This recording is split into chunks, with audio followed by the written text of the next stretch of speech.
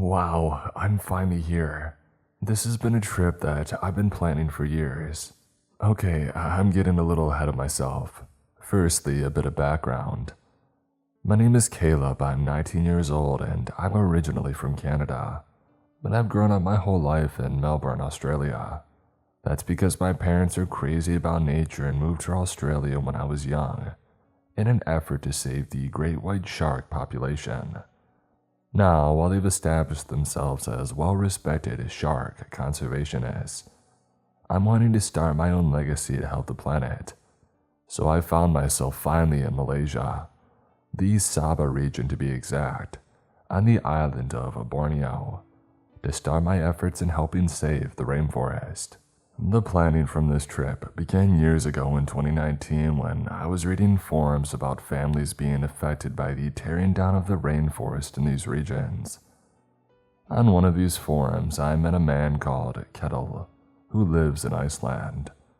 He shares the same passion as me, and we often talked about going to Southeast Asia and helping to find ways to sustain these beautiful rainforests. However, we both agreed that we would like to experience living off of the rainforest firsthand to fully understand its importance. So we posted online countless times seeking this experience. And that's when just last year, we were contacted by Asri, a man who lives deep within the rainforest with his wife, Sidi, and their young child, Hazik. Asri told us that he would be happy for myself and Keto to stay with him and his family for as long as we wanted, that he would be happy to show us the importance of the rainforest and how to live off of it. Which brings me to the present day. Myself and Keto are eagerly waiting for the water taxi to pick us up. And Keto and I have traveled together for the past 2 weeks and we're already good friends.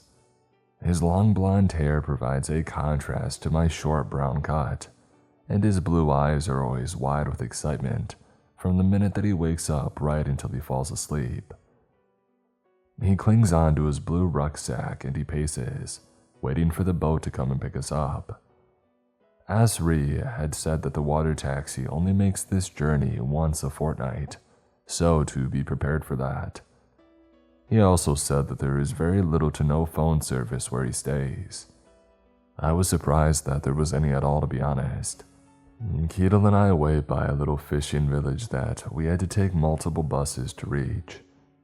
Along the village runs a river, dark brown water rushes by, leading into a gap in the trees that flows deep into the surrounding rainforest. The tall green trees act as a shelter to the river, towering over it, protecting it from the sun and the rain. I look downstream along the river and see something approaching. "The taxi's here," Keto excitedly exclaims as a little speedboat comes trudging up the river toward us. I notice the frail man driving the boat appears surprised as we waved him down. He must not come across many tourists out here. "Hey, hello," I speak as the boat pulls up beside us. "We are looking to go to the house of Asri Fadila," I asked. Asri assured us that the boat driver would know what we mean. "Ah," the boat driver exclaims, "Asri."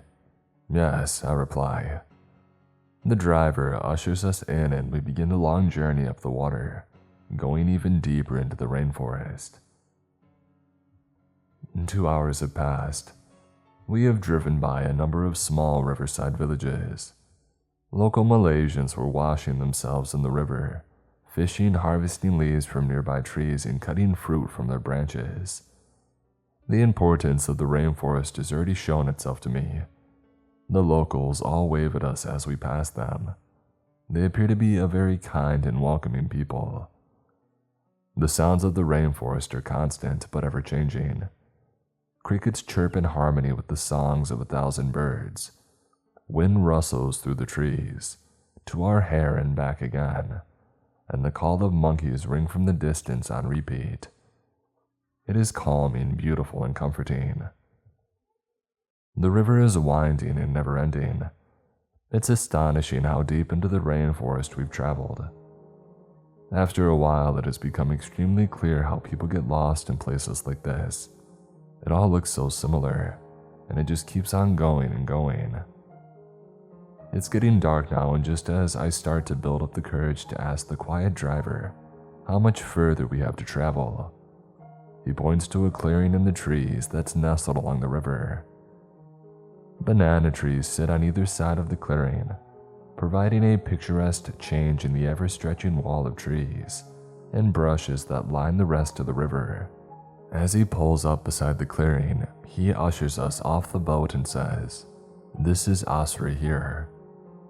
We thank the driver and pay him what he asks. No sooner than we pay him does he drive off at speed. Keto and I turn around and see a man walking down a small muddy slope behind us. He is frail, built similar to the boat driver, however hosts a large smile on his face. He is tanned with short dark hair. He wears a raggedy red shirt with the faded words Ohio on the front of it, black shorts and white slippers. He swats the fly away from his face as he reaches his hand out towards us, shaking both of our hands. "My friends," he exclaims, "welcome." He glances over to the banana trees beside us, putting his hand on my back and guiding me up the small mound of mud that he has just traversed down. He eagerly leads the way, and within minutes we reach a small, stilted wooden house. The house towers over us around 10 feet high, its stilts bearing its weight well.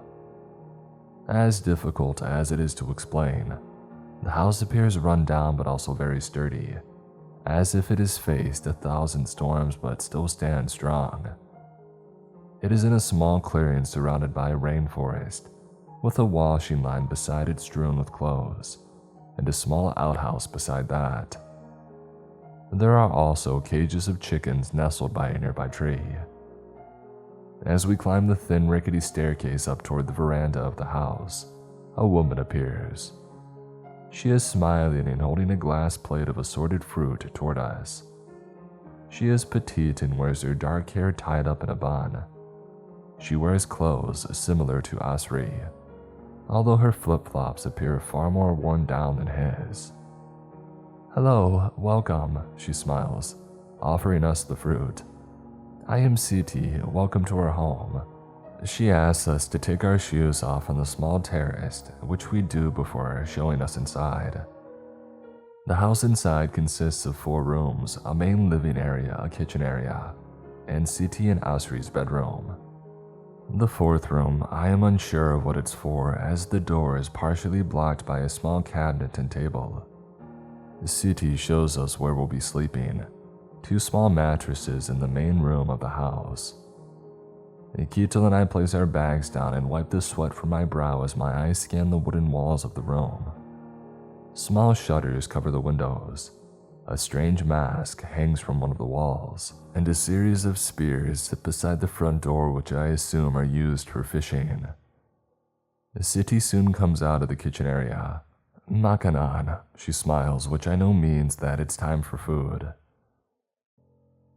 As I lay on my mattress, I think back to the delicious meal that we just had. Fresh fish, rice, and a spicy sambal sauce. Asri and Siti had spoken about their day-to-day life out here, about what's important to them and how they've learned to speak English so well. They are both very kind. But now it's dark and Keto and I lay beside each other trying to get some sleep, listening to the constant noise of the rainforest. "Keto," I whisper, not wanting to wake up our host. "Where is their son, Hazik?" I was thinking about that. Not really something that we can easily ask. Maybe we'll see him tomorrow. Maybe he's asleep in that room. I look over to the door that's blocked. Strange. Why would they block up that room with furniture if he was just sleeping? Yeah, maybe. I suppose we should try and get some sleep. I imagine we'll be up pretty early. Keto murmurs incoherently. He'd fallen asleep already. How does he do that? I wake to the sound of distant laughter. My eyes creep awake, and it takes a second to establish my bearings in this new environment. I check my watch.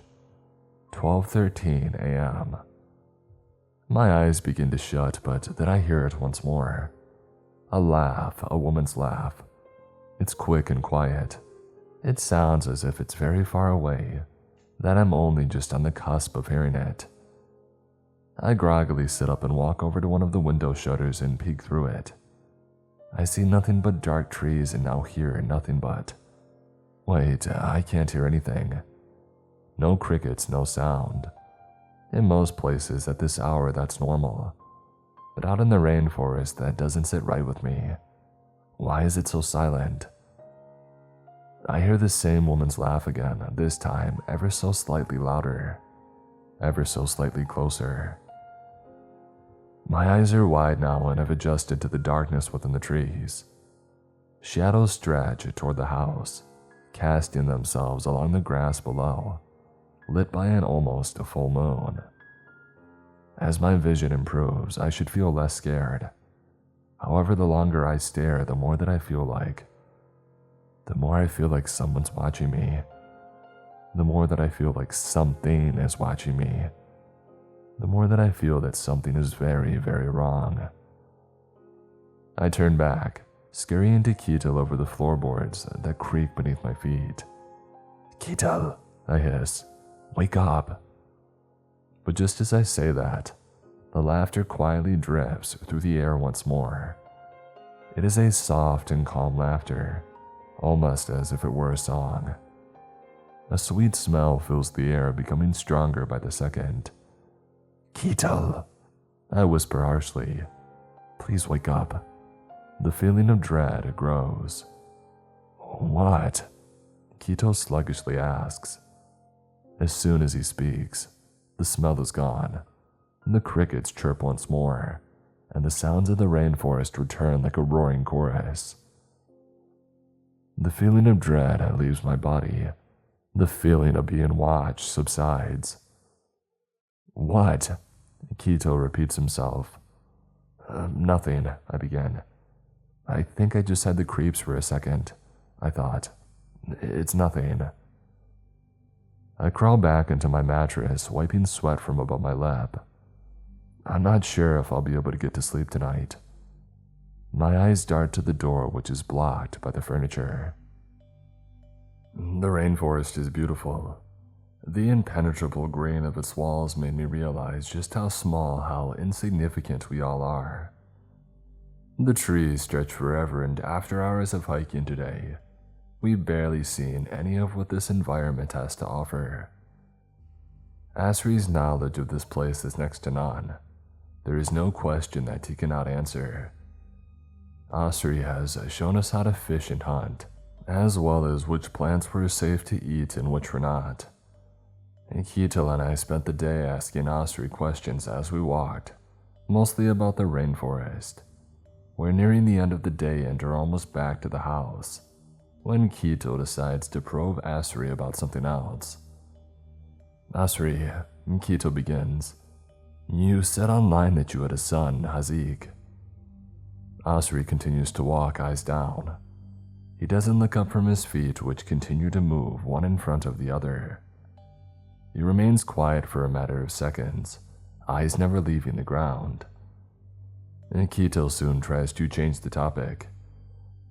And your wife, Sidi, Keto exclaims, quickly glancing at me before looking back to Asri. She is a wonderful cook.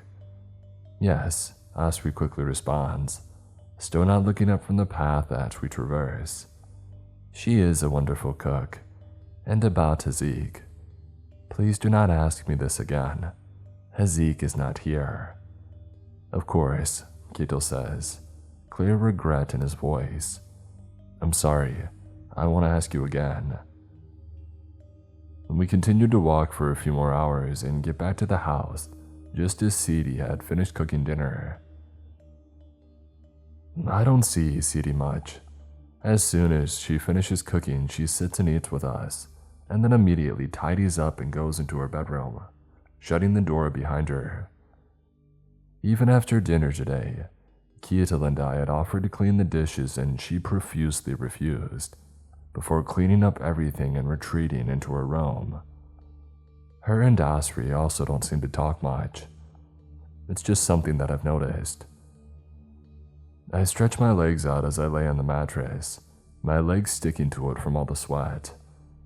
I knew that it would be hot here, but I didn't expect it to be this bad. The humidity alone would be enough to drive somebody crazy.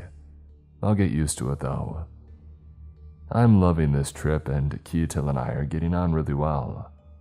He's just in the bathroom right now, so I'm waiting for him to come back in, and then I'll head in there myself before going to bed.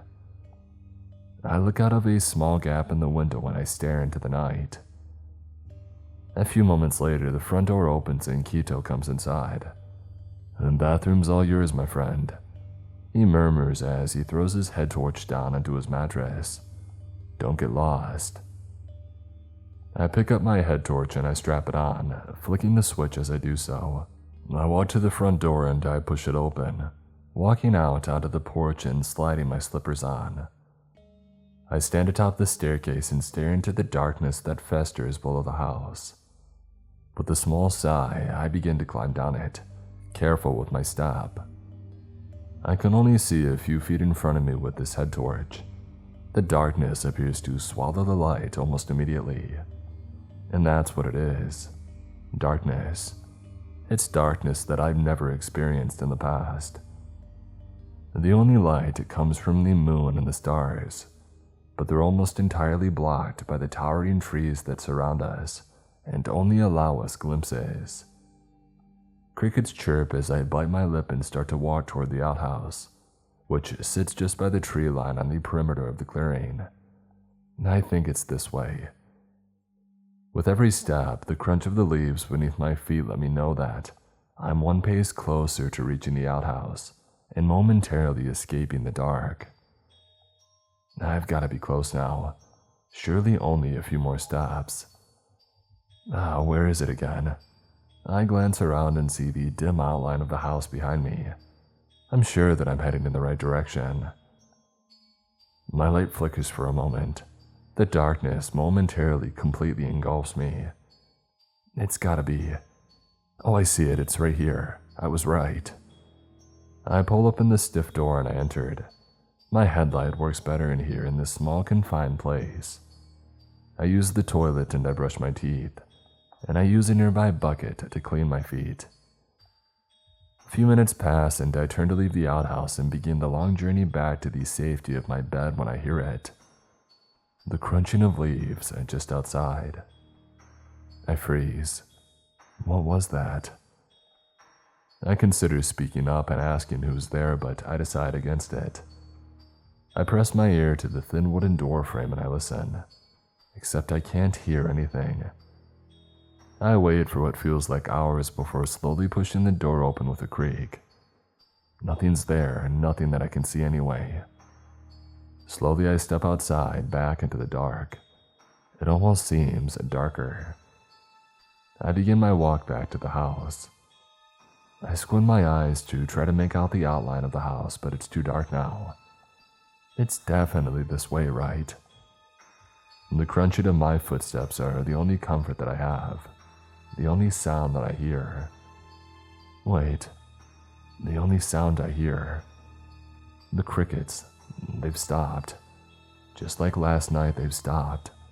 I can't hear anything. I stop. Silence, and I stand for a moment, straining my ears to hear the sounds of the rainforest once more. But it's just silence. I remain completely still. A crunch. I'm frozen. Something's behind me.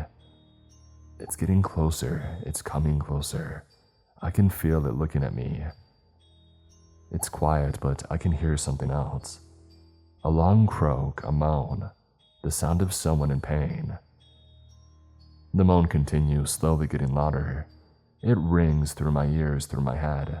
I need to. Crunching. It's running at me. I break into a sprint, running blindly into the darkness in front of me, desperate to find a house. As I run, the croaking sound behind me grows even louder. It seems to grow in excitement. I see one of the stilts to my left. I must have ran at an angle. I quickly change direction, turning to my left, and as I do so, I see a glimpse of what is chasing me. I reach the stairs, running up them at speed and losing a slipper along the way. I burst through the door and give Keto the fright of his life. "Are you alright?" he asks, sitting up in his mattress, but I can't answer. All I can do is think about what I had just seen. It can't have been real, could it? I must be going crazy. It keeps replaying in my brain over and over. I wish that I had managed a better look at it. A better look at her. A better look at the woman with the long black hair and pale face. And Keto doesn't believe a word of what I say as I tell them what I had just seen. He laughs, scoffs, and pulls the covers high just below his chin before closing his eyes and trying to get some sleep. I decide to speak to Asri in the morning, and maybe he'll know what that thing is. The best thing that I can do now is try to get some sleep, although it's unlikely I'll be able to as my heart rate continues to pulse violently throughout my body. I shut my eyes and I try to tune everything out, but all I can see is that woman's face. I wake groggy from my lack of sleep last night. A thin beam of sunlight trickles through a gap in the window. The sound of singing birds is calming. I stretch out and yawn before sitting up on my mattress. I turn to see Keto still fast asleep on the mattress beside me. Through the sound of the bird song, I hear hushed voices. I stand and peek through the gap in the window. Outside, standing by the chicken cages below, I see Asri harshly whispering to Siti about something as he points toward the cages. He seems stressed and Siti frowns back at him. She gently places her hand on the back of her neck, lightly rubbing it as she speaks to him. I open the window further to get a better look at what they are discussing, but as I do this, Asri notices me and says something quickly to Siti, before he turns to face me and smiles. Siti pulls her hair over the back of her neck and does the same. I look past them and into the chicken cages. The cages are damaged and ripped open. Inside, the feathers are red. The chickens have been torn apart, their insides strewn through the gaps in the bars, spilling out onto the grass below. Before I can speak, Asri does. "Many big animals here," he shouts up, smiling. "Sometimes they find our chickens." I nod toward him, but I can tell that he's lying. This wasn't done by a normal creature. My inner voice screams at me that whatever I saw last night did this, and that this is a warning. I tried to confront Asri and go outside the veranda to put on my slippers. However, one of my slippers was missing. Yeah, that's right, it had fallen off when I was running up the stairs last night. I quickly surveyed the staircase, but I couldn't see it anywhere. I'm sure that it fell off right here. I saw it fall, but now it was gone. "Good morning," Asri says as he climbs these stairs toward me. I look back toward the chicken cages, but Siti is no longer there. I'm not sure where she's gone. "Asri," I say, "have you seen my slipper? I think it was on the staircase last night." His face turns solemn for a second. He stares at me with a slight look of fear. His eyes flutter and then he scans the area. He turns back to me, stern. "When did you lose it?" "Last night," I replied. Asri mutters something under his breath. "There's something else too," I began. "Also last night, I saw a woman." He stares at me and doesn't blink. His lower lip trembles as he asks, "What woman?" "I saw a woman outside the house. She had a white, pale face and long black hair." Asri grabs me by the arm, squeezing tight. I wince and try to push his hand off me, but he is strong, stronger than he looks. I look back to him and he is close, about an inch from my face. "She has your shoe," is all that Asri says. Silence lingers between us for what feels like hours before I speak. "Who has my shoe?" I ask, trying to hide the tremble in my voice. "She has your shoe and now she has your scent," he says. He then lets go of me and races inside, past Keto, who remains asleep, entering his room and slamming the door behind him. This wakes up Keto, who sits up and asks what is happening. I ignore him and race to Asri's door and start to bang on it. I try the handle, but it will not open. Asri soon opens it, brushing past me and walking straight to the room that is blocked by the furniture. He pushes the furniture aside with force, flinging the door open and entering it as it slams shut behind him. I follow, but before I can even reach the door, he comes storming back out of it holding a large rusty nail and a hefty metal mallet. He walks straight over to me. I take a step back, expecting him to threaten me with the items, but instead he hands them to me. "You must take these," he says. "If you see her, you must put the nail here." As he says this, he points to the base of the back of his neck, where his skull meets his spine. He repeats the instructions, this time with more vigor, and continues to repeat them as he grabs my hands and tells me the instructions over and over again. He turns back to the room and pulls the door fully shut. He moves the furniture back in front of it and shoots me and Keto a glance as he goes back into his bedroom and closes that door behind him. I stand shaking with a hammer and nail in hand. Night has come quickly today. It feels sooner than usual. The rest of the day, Keto and I had spent just ourselves, standing by the river and picking bananas from the nearby trees. Keto seems to think that I imagined what had happened last night, but I stand by it. I saw CT return to the house at one point, although from where I'm not sure. She has cooked us both lunch and dinner today, leaving it on the table in our room but not eating with us. I haven't seen Asri since the morning. I'm lying in the dark, just starting to get comfortable on the soft mattress. Keto is already asleep a few feet away. The hammer and nail I keep close, just in case. I wait to darkness and the sound of scraping wood.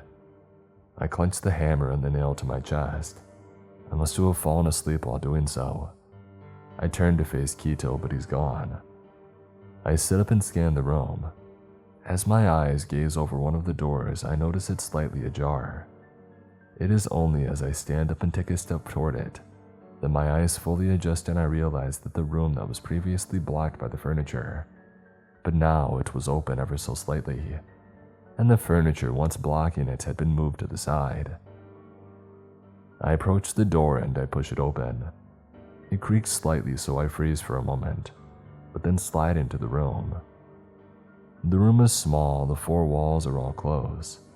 I cannot yet make out anything within the room, but as I step further in, I see something. In the center of the room, a figure, Keto. He stands in silence, looking down towards something by his feet. I approach him and gently say his name before putting my hand on his shoulder. He doesn't react. He just continues to stare down at whatever it is on the ground before him. I slowly step beside him, my breath trembling as my eyes adjust to what I can only describe as a black blob on the floor. I kneel down beside it, and as I do, I'm hit with a sweet fragrance that takes me by surprise. My eyes continue to adjust as I squint through the shadows.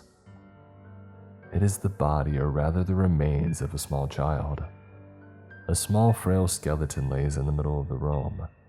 It looks as if it had been there for some time, as the floorboards around it seem to have wrapped themselves around the blackening bones. At the ribs, the bones are twisted open outward. The ribs are snapped and bent in different directions, protruding wildly where they appear to have been torn. All around their body, flowers rest. They appear fresh, as if they had been recently placed. Their petals have been spread between the bones from between the gaps in their fingers to where their eyes used to sit. However, the majority of the petals have been placed in the gaps created by the torn ribs. A pillow of flowers sits there, filling all of the empty space. I stand and take a step back. My eyes lock with Keto's, who is now staring at me in fear. Tears fill my eyes as I whisper to him, "What do we do?" He shakes his head. He's unsure. We both know that we can't leave. We're in the middle of a vast rainforest and that would be a death sentence. My eyes, now alert and adjusted to the darkness, scan out the rest of the room. The majority of it is empty. Save for a few empty, dusty tables, there isn't too much. Except for an old bed. A child's bed. I approach it and recognize the mattress that sits atop it as similar to the ones that we've been sleeping on. On top of the pillow sits a note which confirms my fears. I cannot read the note, it is in Malaysian, but I can recognize one word that appears throughout. Haziq. This is Haziq. I turn to Keto. This is Asri's son. Keto and I leave the room, closing the door and covering it again with the furniture. We walk outside onto the veranda to be able to talk more freely without a fear of waking Asri or Sita. As we do so, the fresh air blows through my hair. The wind appears to almost calm me for a moment, but accompanied with it comes a smell. The smell of flowers. The same smell that I had smelled that first night, and the same smell that surrounded Haziq. Now accompanied with the smell, a sense of dread. My eyes dart toward the clearing in the trees where I can make out the flowing river in the distance and the banana trees on either side. I stare at it intently. I feel as if something is over there watching us. Keto says something, although I don't know what. I stare in such a trance that I don't notice Keto walk down the stairs. I don't notice as Keto walks beneath the house. I don't notice him disappear into the tree line. I only notice when he screams. I snap out of the trance, my vision returning to focus. Keto's screams fill the air, screams of pure and agonizing pain. I run down the stairs and follow the screams. I run blindly toward the noise. As I enter the tree line, I see him, but he's not alone. I see Keto lying in the ground, shaking uncontrollably. I see blood spurting from his mouth and from his ears, but his violent shakes are no match for her. Standing above Keto, although not facing me, is a woman. She is tall and slender. She wears a white, blood-stained gown which her long black hair trickles down the back of. Her bony arms stretch to the ground, lengthened by the inhuman size of her sharp and long fingernails. With these, she is digging into Keto's chest and into his stomach. His innards spill out of him. The slopping sound of his intestines as she violently pulls them out is gut-wrenching. Keto soon stops moving and the woman stands upright. In one of her hands, she holds Keto's entrails. She slowly closes her hands slightly, causing them to drip to the ground below. With her other hand, she carefully pierces Keto's open chest before slowly pulling out a sea of red organs. She turns to face me, still holding Keto's innards. She is the same woman that I had seen last night, but now I get a better look at her. She has bloodshot, wide eyes which stare deep into mine. Her face, her skin is paled and it glows in the night, interrupting the shadows. Her lips are crimson red. Her long dark hair stretches down her body and appears to tangle itself around her bare feet. Her arms stretch long with sharp fingernails that shine with Keto's blood. She stares at me expressionless. She lifts Keto with her hand to her mouth and eats his innards. Red trickles down her chin and drips onto the ground below. She tilts her head to the side and never breaking eye contact before turning back to face Keto. I turn and run back to the house as she stretches her hand back inside of him and continues to feast. I burst into the main room of the house just as Asri emerges from the other side. He looks tired, still half asleep. "Asri," I scream. "There's a woman outside and she's eating him. She's eating Ketil." "Stop." Asri interrupts me, his eyes now wide. "You must leave here." "Leave?" I shout. "I'm not going back out there." "You must," he yells back. "She is coming for you and you must kill her or she'll never stop." Who is she?" I'm getting angry now. He's not explaining anything to me. Siti emerges from the room behind him. She looks at me and then to the ground. She appears ashamed. "She is a hantu, a ghost. She's a demon." Asri replies, his voice now quieter. She will come and she will eat you, just as she did your friend. Well, how do I stop her? I frantically ask. And why is she after me? He walks over with speed to the hammer and nail that sat resting beside my bed, picking them up and pacing over to me before pushing them at my chest. You must use this, he instructs me, in the top of her spine. You must hit her with the nail in the back of the neck. I grab the items, hands shaking, before asking, why is she coming after me? Asri's eyes dart to Siti, who scratches the back of her neck before his gaze returns to meet mine. She is vengeful against men, he states. She will kill you, just like... He trails off. Just like what? I ask. Just like she killed Hazik. Asri grabs me by the face, his hands press my cheeks together, and he comes extremely close to me, face to face. He's angry. She did not kill Hazik. My eyes dart to Siti, who hangs her head down. I look back to him for a moment before pushing his hands away and taking a step back. I look out of the gap in the window, still dark. Although I don't know what time it is, I can tell that it's not even close to being morning yet. It's the dead of night. Asri, I say, calmer now. I can't go back out there. You must, he replies nonchalantly. You cannot bring her in here. She wants you, so you must stop her. As he finishes the sentence, the sound of a baby crying sounds through the room.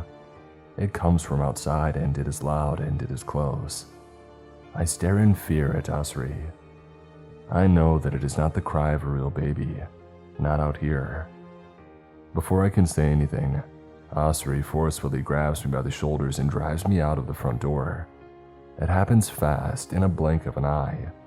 I fall backward onto the patio outside, and I find myself suddenly enshrouded by the night.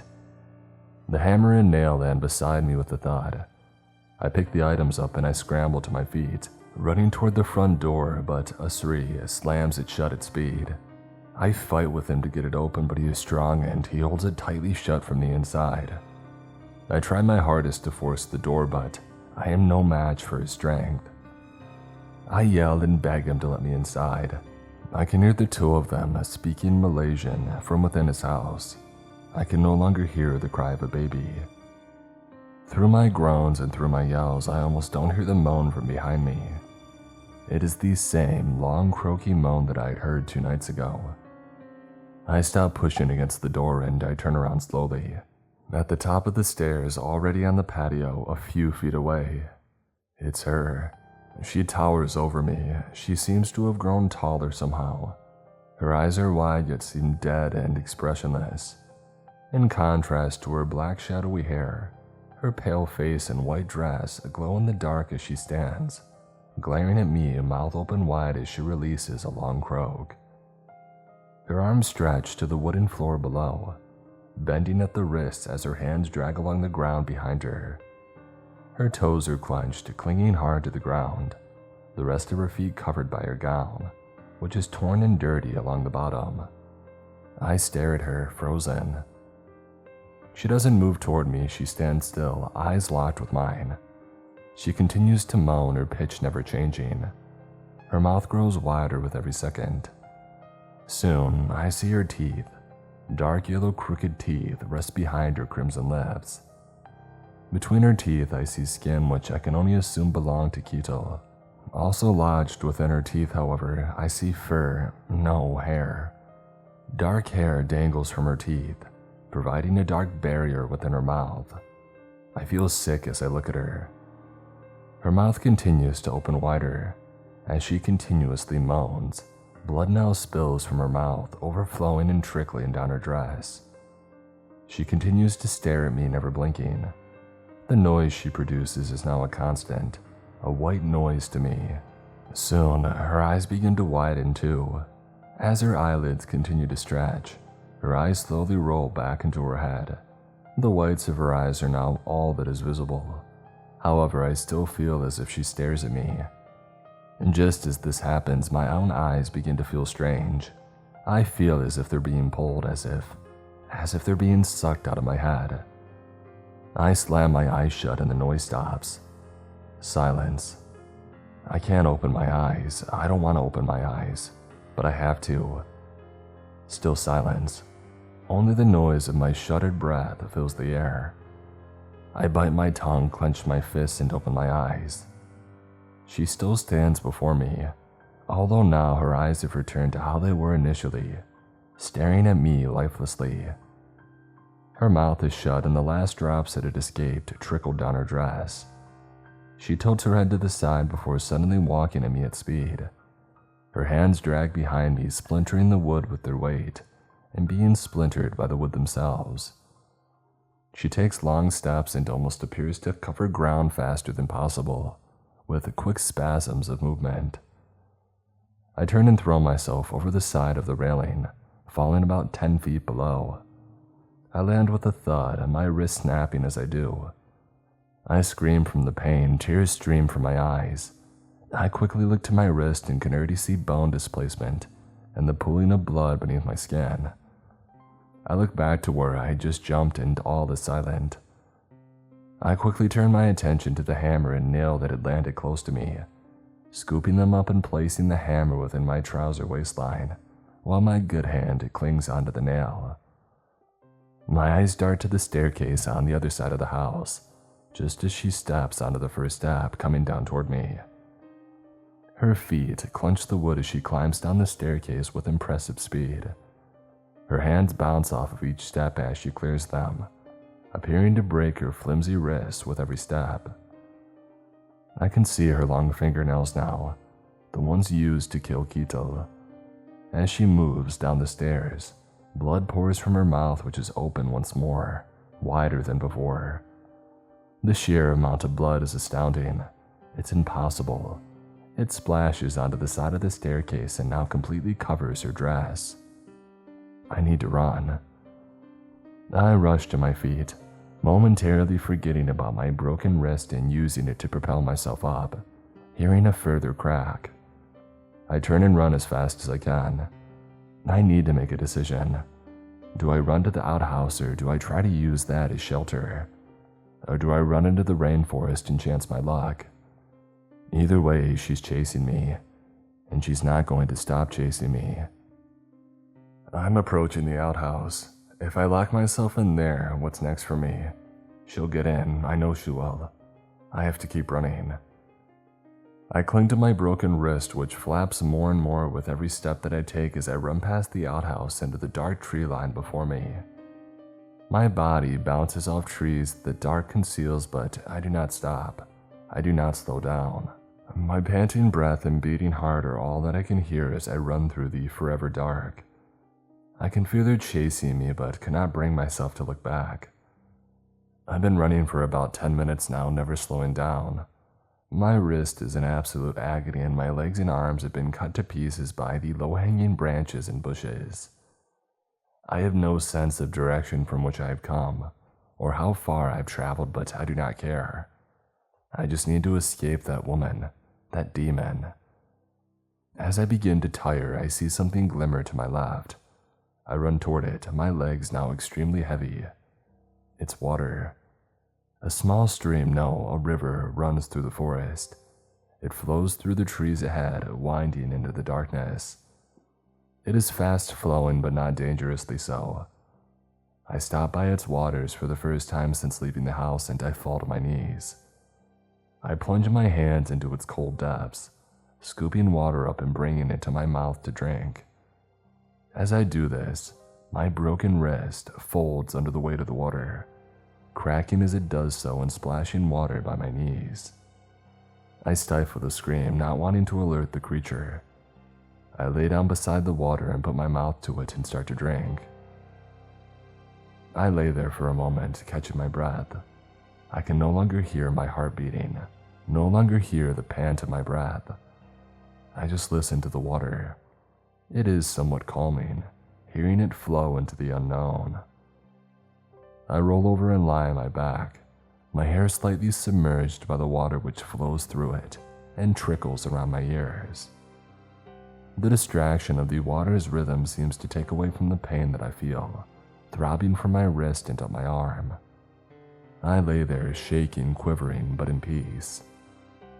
The peace, however, lasts only a brief moment. I hear a sound that breaks the white noise of the river's flow. It is the sound of snapping branches, of dragging feet. My head darts upward, looking around my surroundings at the dark trees that tower over me from all sides. Water trickles off my hair and down the back of my t-shirt as my head flicks from side to side, trying to locate the source of the noise. Another snap, closer now, a rustle, and now a sound that I recognize, a sound that I dread. Crunching. I stare at the tree line just past my feet.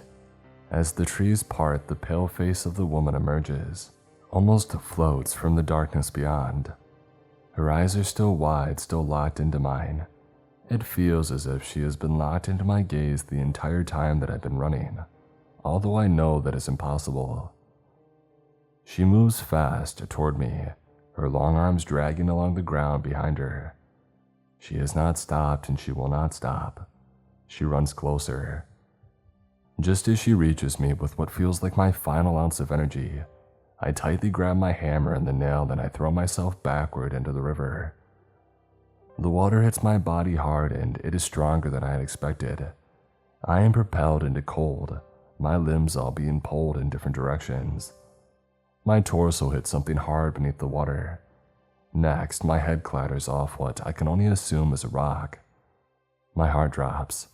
It is as if time stands still for a moment, as I feel the hammer and nail slip from my grasp and lose them to the water. I fight the current and manage to rotate. I'm unsure how, so that my head is no longer submerged and I regain a bit of control. As the river pulls me into the shallows that surround its course, I look back to the woman. She is running along the river in my direction. Her eyes, now wider than ever, are firmly locked into mine. Her mouth is closed tight. The clenching of her jaw is prevalent, twitching with every step she takes. She is not as fast as the river. I am getting further away from her each second, but she is continuing to run, continuing to chase me. I fear that she's not going to stop. I know she isn't going to stop. I can only hope this river takes me far. I can only hope that it takes me to safety. I am washed onto a bank beside the river. I am lucky that it has pushed me out of its grasp, as the river ahead seems treacherous and far more dangerous than what my body can handle. I get to my feet, the wrinkled skin down my legs now a culmination of tears given to me from the river and from the trees. Blood tries to escape through the gashes, but the effect of the water has caused the blood to strangely pool around the base of each cut. I have to keep moving. I can no longer see the woman, but I know that she's coming. She is determined to get to me and will stop at nothing. I could see that in her eyes she is insatiably hungry, bloodthirsty. I immediately start to run. It is still dark and I fear that it will remain so. I feel that morning is still hours away. I don't know what I'm running toward, I just know what I'm running from. I follow the river, aware that if I do so, I won't get turned around. The river provides comfort in knowing that I'm running in the right direction away from the woman, but also that if she does catch me, I can jump into it once more to escape. I follow it for a matter of minutes before I see it. A light pierces the darkness ahead and just beside the river. It is my beacon of hope. My heart flutters as I see it. I speed up, glancing over my shoulder to be sure the woman wasn't close behind, and to my relief, I cannot see her. I soon reach the light. It is dimmer than I first thought. It had been accentuated by its surrounding darkness. I find myself standing before a small house, not dissimilar to Asri's, however not stilted above the ground. The light illuminates from above the wooden front door. The house is nestled on the grass nicely within the trees, and there is a clear path from it to the river. A small shack sits beside it, with an outhouse beside that. I run up to the front door and try to open it, but it is locked. I bang on the door, calling out for help. As I do this, I hear movement inside, and I hear movement outside, from behind me. I turn, lean against the door and look back toward the river. Crunching. She's here. I dart along the side of the house and leap into a nearby bush, concealing myself well. I pray that my scent has been washed off or at least weakened by the river.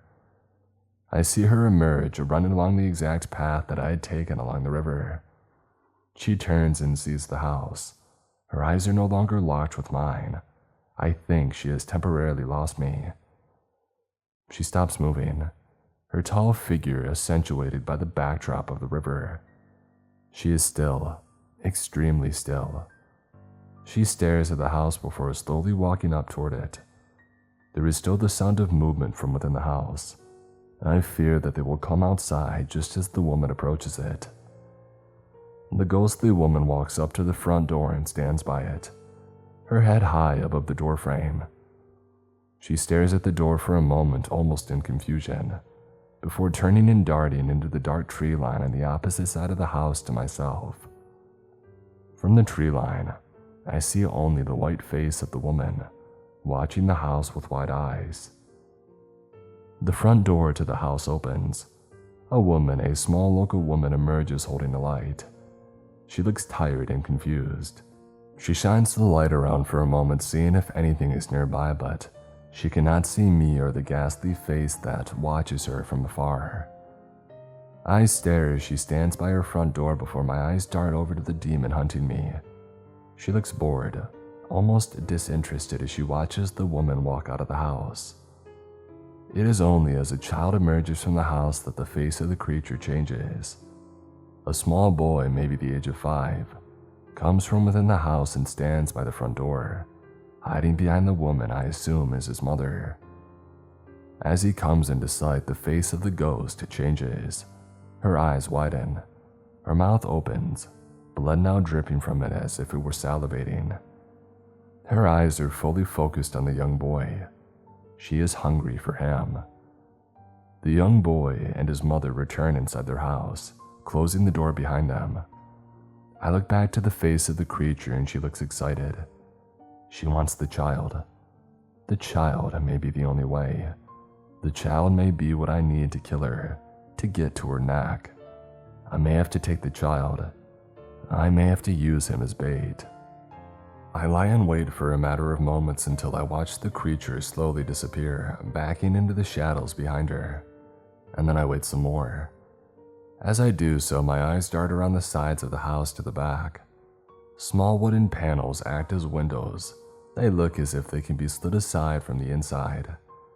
I look to the small shack that rests beside the house. There's bound to be a hammer, hopefully some nails in there too. I'll go there first and then decide my plan of action. Once I'm confident that the creature isn't still watching me, I creep out from the bush that had kept me hidden so well. I run to the shack with a crouch, carefully placing my feet where they'll make the least noise as I attempt to avoid the leaves scattered on the ground.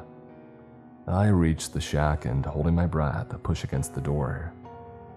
It opens slowly and I twist my head inside of it, squinting my eyes in an attempt to peer through the darkness. What I see inside almost makes me shout in joy. Tools, a lot of them. I slide my body through the rest of the gap in the door and quickly look through what I have available to use. I soon find a hammer, smaller than the one from before, but certainly sturdy enough to smash in a nail. Now to find a nail, the bigger the better. I flick through the remainder of the rusty tools, wrenches, spanners, screwdrivers, but no nails. I start to panic, pulling the door behind me shut before returning to search the toolbox more thoroughly. My hands start to ache as it pushes aside the heavy metal end. Just as I'm losing hope, I notice something sticking out of the wooden floor that I stand on. A nail. I almost didn't see it through the darkness as it barely poked out of the wood, but I could use the hammer to pull it out and just hope that it hadn't been too badly bent. I fall to my knees, and as I clip the hammer into the head of the nail, I noticed 3 or 4 more nails protruding from the wood nearby. I breathed a quiet sigh of relief as I finally feel things are starting to go my way a little. I pull the first nail out, struggling as I reach the end. It's bent, no use. The second nail slides from the ground easily. It is rusty, extremely so, but it is also long and straight. I prod the end with my finger and it feels sturdy enough.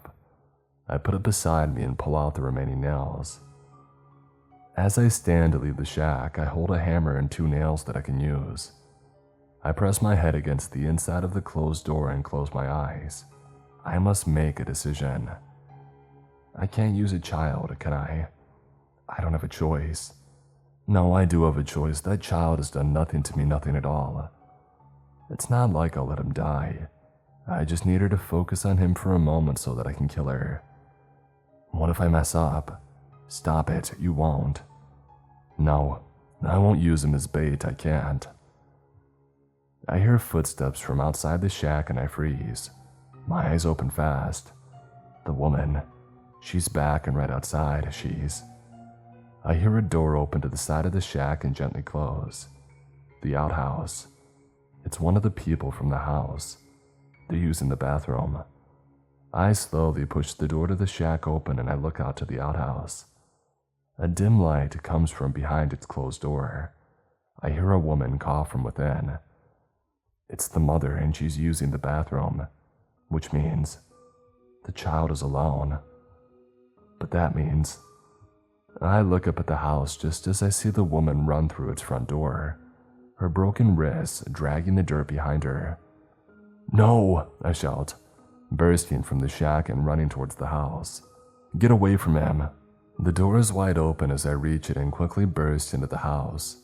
I hear the cry of the boy to my side and I turn to the left and stare in horror as the woman kneels above the young boy, tracing her fingernails over his chest. Blood drips from her mouth as she salivates for her insatiable hunger.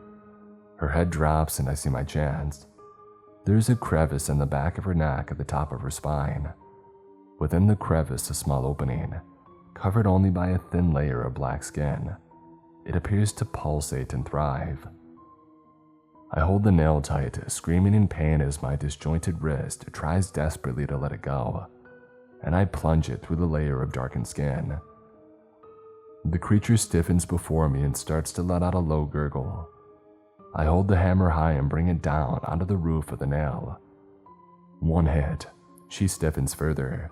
The nail does not go fully in, there's a degree of resistance. 2 hits. She pulsates and starts to let out a gurgled scream. 3 hits. Dark black sludge pours from out of her mouth, her eyes, ears. It drips onto the wood below and appears to melt as it lands. 4 hits. The nail is almost fully in now. She's silent. Her spine protrudes down her back and through her skin, tearing it as the jagged bones escape their prison. Her hands clench the ground tight, snapping all of her fingernails with one swift squeeze. 5 hits. The nail fully enters her and she drops to the ground, resting on top of the young child. She starts to writhe, seizing as her hands claw and grab at all of her surroundings. I quickly grab the feet of the boy and pull him away from her. His mother, who I had not noticed entered, took him from my grasp and pulled him in close. The creature is now a blur, moving so fast that my eyes cannot keep up. She violently thrashes and flails, although makes no sound. And then almost as soon as she starts, she stops. And in her place there is a young woman curled up on the ground. She is shaking and appears to be scared. She looks at me in fear and in confusion, and then scans her eyes around the room as if she didn't recognize the place. The long white gown that the creature had worn fit the woman well, and was no longer dirty but was in fact pristinely clean. The fingernails of the woman, her hands, everything, normal. She appears to be a normal woman, except for her neck. Just beneath her skin, the indent of the top of a nail rests. I fall backward to the ground, panting heavily, shaking even heavier. The woman before me looks to me and then to the ground in shame. I turn and look back as I hear a scream behind me. The mother's scream. I was too slow. She squeezed the boy tight. I was too slow. The child had been bitten. I sit on the boat of a fisherman who comes by the house every morning. He said that he would take me back to the mainland. Sitting opposite me, the woman, the creature not completely normal. She is very timid and not making eye contact with myself or the boat driver for the journey. We all sit in silence. The boat skims across the waters which once looked blue and beautiful, but now appear murky and treacherous. As we zip along the riverbank, I stare into the trees thinking of the previous few nights. I should have done better. I didn't save anyone. I didn't save anyone at all. 30 minutes pass and I see a clearing in the trees on the bank of the river. It's a clearing that I recognize with banana trees resting on either side of it. Beside one of the trees, I see Siti looking out onto the water. As my eyes lock into hers, her mouth opens in shock. She's surprised to see me. I coldly stare at her as she drops her gaze to the ground and turns to quickly walk up the path to the house. As she turns, she places her hand on the back of her neck, covering it. But she does not cover it fast enough as I'm able to make out the outline of a nail, resting just beneath her skin. I look up the path and see Asri, who has also seen me, as he beckons her to quickly return to the house. We soon pass the clearing and I cannot see them or their house anymore. My eyes drop to the water which is quickly passing us by, and then up to the woman sitting before me in the boat. I almost don't see the rustle in the trees behind the woman, but I do. My eyes focus in on that spot, assuming that it's an animal of some sort. But it's not. It's a face that I recognize. The face of the mother from the house. She is pale and wears a long white gown. She looks pained, tormented. She looks angry. Blood drips from the side of her lips and onto the ground below, splashing into the soil beside her freshly broken wrists.